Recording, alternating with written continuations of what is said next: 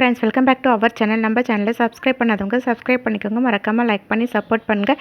இன்றைக்கான எபிசோடில் என்ன நடக்குது பார்த்தீங்கன்னா, அந்த ரவுடி வந்து அபிராமி மீனாட்சி கிட்ட பிரச்சனை பண்ணிட்டு இருப்பாங்க. கரெக்டாக இன்ஸ்பெக்டர் சரவணன் அங்கே வந்து அந்த ரவுடி கிட்ட யாருடான்னு விசாரிச்சுட்டு இருக்கும்போது பார்த்தீங்கன்னா கத்தி கீழே விழுந்துரும்.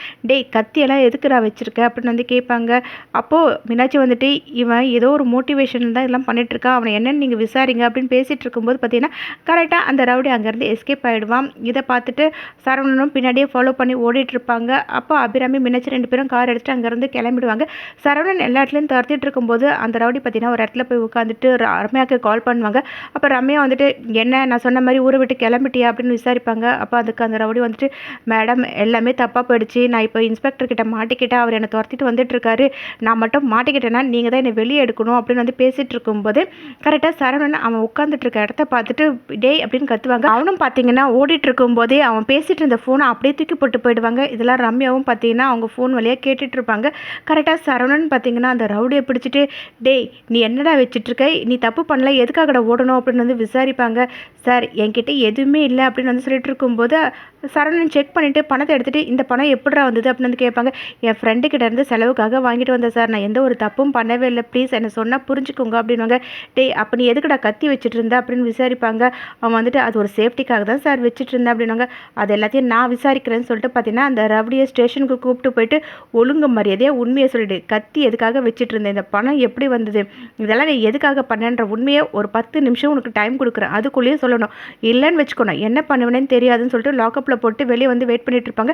கரெக்டாக அந்த இடத்துக்கு கார்த்திக் ரிப்போர்ட்டோட வருவாங்க. அதை பார்த்து ரவுடி வந்து அப்படியே உட்காந்துக்கிட்டு முகத்தை மறைச்சி என்ன பேசுகிறாங்கன்னு பார்த்துட்டு இருப்பாங்க. அப்போ சரவணன் கார்த்திக் கிட்ட என்ன விஷயமா கார்த்திக் வந்திருக்கீங்க அப்படின்னு வந்து விசாரிப்பாங்க. அப்போ கார்த்திக் வந்துட்டு என்னோட ஒய்ஃப் மார்க்கெட் போயிட்டு இருக்கும்போது ஒரு ரவுடி வந்து பிரச்சனை பண்ணியிருக்கான், அது எதனாலன்னு எனக்கு தெரியவே இல்லை, அவன் யாருன்றதை நம்ம கண்டுபிடிக்கணும், அது மட்டும் இல்லாமல் என்னோடய ஒய்ஃப்க்கு ஜூஸில் ஏதோ மருந்து கலந்து குடிச்சிட்டு அவங்க ரொம்ப ஒரு மாதிரி நடந்துக்கிட்டாங்க, அதுக்கான லேப் ரிப்போர்ட்டும் நான் வாங்கிட்டு வந்திருக்கேன், நான் உங்ககிட்ட ஒரு கம்ப்ளைண்ட் கொடுக்கலான்னு தான் இதை எடுத்துகிட்டு வந்திருக்கேன் அப்படின்வாங்க. அதை கேட்ட இன்ஸ்பெக்டர் அப்படியா தீபாக்கு அந்த மாதிரிலாம் நடந்தது, இப்போ அவங்க எப்படி இருக்காங்க அப்படின்னு விசாரிப்பாங்க. அதுக்கு கார்த்திக் இன்ஸ்பெக்டர் கிட்ட அவங்களுக்கு ட்ரீட்மெண்ட்லாம் போயிட்டுருக்கு, இதை நீங்கள் யாருன்றது சீக்கிரமாக எனக்கு கண்டுபிடிச்சி சொல்லணும் அப்படின்வாங்க. சரி உங்களுக்கு யார் மேலே டவுட் இருக்கான்னு சரவணன் கேட்பாங்க. அதுக்கு கார்த்திக் வந்து எங்கள் அண்ணி ஐஸ்வர்யா மேலேயும் எங்கள் வீட்டில் ரியான்னு ஒருத்தவங்க இருக்காங்க, அவங்க மேலேருந்து எனக்கு டவுட் இருக்குது அப்படின்வாங்க. நீங்கள் ஒன்றும் கவலைப்படாதீங்க, இது யாருன்றதை நான் சீக்கிரமாகவே கண்டுபிடிச்சி சொல்கிறேன், இப்போ கூட ஒரு கேஸ் வந்தது, நீங்கள் சொன்ன மாதிரியே ரோட்டில் போயிட்டுருக்கவங்க கிட்ட பிரச்சனை பண்ணாங்க, அதுவும் உங்கள் அம்மா கிட்டேயும் அன்னிக்கிட்டேயும் தான் பிரச்சனை பண்ணாங்க, அவனை நீங்கள் பார்த்து எனக்கு அடையாளம் சொல்லுங்கள், அவங்க கூட ஒரு வேளை தீபா கிட்ட வந்து பிரச்சனை பண்ணியிருக்கலாம்ல அப்படின்னு வந்து கேட்பாங்க. அது கேட்ட கார்த்திக்கும் சரி பார்க்குறேன்னு சொல்லிட்டு அந்த ரவுடியை போய் பார்க்கும்போது இவன் தான் சார் அவன் அப்படின்னு வந்து சொல்லுவாங்க. அதை கேட்ட உடனே இன்ஸ்பெக்டர் ஒழுங்கு மரியாதையே உண்மையை சொல்லிவிடு, நீ எதுக்கு தீபா கிட்டேயும் பிரச்சனை பண்ணியிருக்க அப்படின்னு வந்து கேட்பாங்க. அதுக்கு அந்த ரவுடி நான் அவங்கக்கிட்ட பிரச்சனைலாம் பண்ணல சார், தெரியாமல் இடிச்சிட்டேன், சாரி கேட்க போனேன், அவங்க என்னென்னா இஷ்டத்துக்கு வாய்க்கு வந்த மாதிரி பேசினாங்க, சரி அவங்கக்கிட்ட இருந்து தப்பிக்கிறதுக்காக கத்தியை காட்டினேன், அவங்க தப்பாக புரிஞ்சுக்கிட்டு ஓடி போய்ட்டு ஆக்சிடென்ட் ஆகிடுச்சு அப்படின்னு வந்து சொல்லிட்டு இருப்பாரு.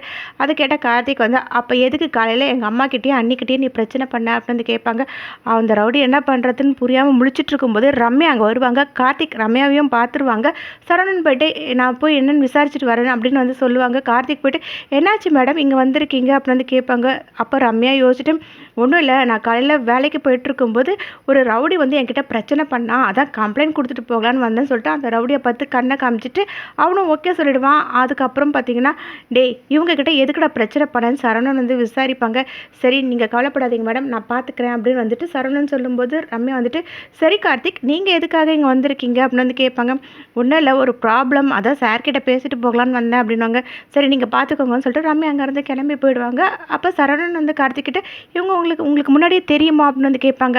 தெரியும் அப்படின்னு வந்துட்டு கார்த்திக் சொல்லிட்டு சரி இது என்னன்றதை நீங்கள் கொஞ்சம் பார்த்துக்கோங்க அப்படின்வாங்க. சரவணனும் சரி நான் பார்த்துக்கிறேன்னு சொல்லிட்டு இருக்கும்போது இங்கே மீனாட்சி அபிராமி 2 பேரும் பார்த்தீங்கன்னா அம்முவோட வீட்டுக்கு வாசலில் வந்து நின்றுட்டு கார்த்திக் கால் பண்ணி நீ இன்னைக்கு கோவிலுக்கு போயிட்டு விளக்கு போட்டிருப்பா அப்படின்னாங்க. என்னம்மா என்ன போய் விளக்கு போட சொல்கிறீங்கன்னு கார்த்திக் கேட்பாங்க. அது ஒன்றும் இல்லை, அம்மன் கோவிலில் வாரம் விளக்கு போடுறேன்னு சொல்லிட்டு தீபா வேண்டிக்கிட்டாலாம், இப்போ அவளுக்கு உடம்பு சரியில்லைல்ல, நான் விளக்கு போடலான்னு போனால் அர்ச்சகர் வந்து இல்லை அவங்க ஹஸ்பண்ட் வந்து போட்டால் நல்லதுன்னு சொன்னாங்க, அதனால நீ போய் போட்டிருப்ப அப்படின்னாங்க. அதை கேட்ட கார்த்திக்கும் சரிம்மான்னு சொல்லுவாங்க. உடனே ஃபோனை வச்சுட்டு எல்லாருமே உள்ளே போய் பார்ப்பாங்க. அங்கே ரம்யா இல்லைன்னு வந்து வீட்டில் வேலை செய்கிறவங்க சொல்லுவாங்க. 2 பேரும் வெயிட் பண்ணிட்டு இருக்கும்போது மீனாட்சி வந்துட்டு வீடு ரொம்ப அழகாக இருக்குல்ல அத்தை அப்படின்னு வந்து சொல்லுவாங்க. ஆமாம், நல்லா பார்த்து பார்த்து கட்டியிருக்காங்களேன்னு பேசிகிட்டு இருக்கும்போது பார்த்தீங்கன்னா கரெக்டாக ரம்யா வருவாங்க. நீங்கள் 2 பேரும் வந்தது எனக்கு ரொம்ப சந்தோஷமாக இருக்குது. எங்கள் வீட்டுக்கு வருவீங்க நான் கொஞ்சம் கூட எதிர்பார்க்கவே இல்லை அப்படின்வாங்க. அதுக்கு அபிராமி ரம்யா கிட்டே உங்கள் அப்பாவுக்கு உடம்பு சரியில்லைன்னு சொன்னல, அதான் அவரை பார்த்துட்டு போகலான்னு வந்தேன், எங்கே அவர் அப்படின்னு வந்து கேட்பாங்க. அதுக்கு ரம்யா அவர் மேலே ரெஸ்ட் எடுத்துகிட்டு இருக்காரு, வாங்க போகலான்னு சொல்லிட்டு மேலே கூப்பிட்டு போவாங்க. அபிராமி வந்து இப்போ உங்களுக்கு உடம்பு எப்படி இருக்குது அப்படின்னு வந்து கேட்பாங்க. அதுக்கு ரம்யா வந்துட்டு தீபாவோட மாமியார், அவங்க வந்துட்டு அவங்களோட மூத்த மருமக தீபாக்கு அக்கா மாதிரி அப்படின்வாங்க. ஓ அப்படியாம்மா, நான் இப்போ நல்லா இருக்கேன். அப்படியாம்மா, என்ன ஒன்று தீபாவோட கல்யாண நாளுக்கு தான் என்னால் வர முடியாமல் போயிடுச்சு அப்படின்வாங்க. அதை கேட்ட அபிராமி பரவாயில்ல இருக்கட்டும், உடம்பு தானே ரொம்ப முக்கியம் அப்படின்னு சொல்லிட்டு இருப்பாங்க. அதை கேட்ட ரம்யாவோட அப்பா தீபா கிட்ட பழகினதுக்கு அப்புறம் தான் அம்மு கிட்ட நிறைய மாற்றங்கள்லாம் வந்தது. அவன் முன்னெல்லாம் பிஸ்னஸ் இருந்துகிட்டே இருப்பா, என்கிட்ட சரியாக கூட பேச மாட்டா. ஆனால் இப்போ மற்ற விஷயத்துலாம் அவள் கொஞ்சம் கவனம் செலுத்துகிறா, என்கிட்ட நல்லா பேசுகிறா, அக்கறையாக பார்த்துக்கிறா. அது மட்டும் இல்லாமல் லேபர்ஸ் கிட்டலாம் ரொம்ப தன்மையாக நடந்துக்கிறா. அதுவும் இது எல்லாத்துக்குமே காரணம் தீபா தான். நீங்கள் இவகிட்ட அம்மா மாதிரி பேசுகிறா எல்லாமே வந்து சொன்னா, இது எல்லாத்துக்குமே காரணம் தீபா தான் அப்படின்வாங்க. அதை கேட்டவுடனே அபிராமி அம்மா என் பொண்ணு மாதிரி, நீங்களும் எங்கள் வீட்டுக்கு வரணும் அப்படின்வாங்க. அதை கேட்ட ரம்யாவோட அப்பா உடம்பு நல்லானதுக்கப்புறம் நான் வரேன், உங்களுக்கு ஒரு விஷயம் தெரியுமா, இந்நேரம் அம்மா உங்கள் வீட்டுக்கு மருமகளாக இருக்கணும் அப்படின்வாங்க. அதை கேட்ட அபிராமி வந்துட்டு என்ன சொல்கிறீங்க அப்படின்னு வந்து கேட்கும்போது அதுக்கு ரம்யாவோட அப்பா வந்துட்டு ஆமாம், ஒரு ஜோஷியர் மூலியமாக கார்த்திகோட ஜாதகம் எங்களுக்கு வந்தது, நானும் அம்முக்கிட்ட வந்து சொன்னேன், ஆனால் ஜாதகம் பொறுத்த எல்லாமே நல்லா இருக்குது, ஆனால் இவ தான் பிஸ்னஸ் சொல்லிட்டு கல்யாணம் எதுவுமே வேணான்னு சொல்லிட்டா, அதனால அதை அப்படியே விட்டுட்டோம். நான் உடம்பு சரியில்லாமல் ஹாஸ்பிட்டலில் இருந்தப்போ தான் வந்து என்னை பார்க்கறதுக்கு தீபாவும் கார்த்திக்கும் வந்தாங்க, அப்போ தான் எனக்கு தெரிஞ்சது, இதை பற்றி நான் அம்முக்கிட்ட கூட சொன்னேன் அப்படின்வாங்க. அதை கேட்ட ரம்யாவும் வந்துட்டு ஆமாம், அப்பா என்கிட்ட இதை பற்றி சொன்னார், நான் கல்யாணம் பண்ண முடியாத ஒரு என் ஃப்ரெண்டு தீபா கல்யாணம் பண்ணது எனக்கு சந்தோஷம்தான் அப்படின்னு சொல்லிட்டு இருப்பாங்க. அப்போ ரம்யாவோட அப்பா வந்துட்டு வந்தவங்களுக்கு வீடை சுற்றி காட்டு போகுமா அப்படின்வாங்க. ரம்யாவும் வாங்கன்னு சொல்லிட்டு அவங்க 2 பேரையும் கூப்பிட்டு போயிட்டு வீடெல்லாம் சுற்றி காட்டிட்டு இருப்பாங்க. இப்போ ரம்யா வந்து அபிராமி கிட்ட என்ன ஆண்டி புது புடவையா யாருக்காக வாங்கினீங்க அப்படின்னு வந்து கேட்பாங்க. அதுக்கு அபிராமி தீபாக்காக தான் வாங்கினா, ஆனால் இது கடையில் வாங்கல அப்படின்வாங்க.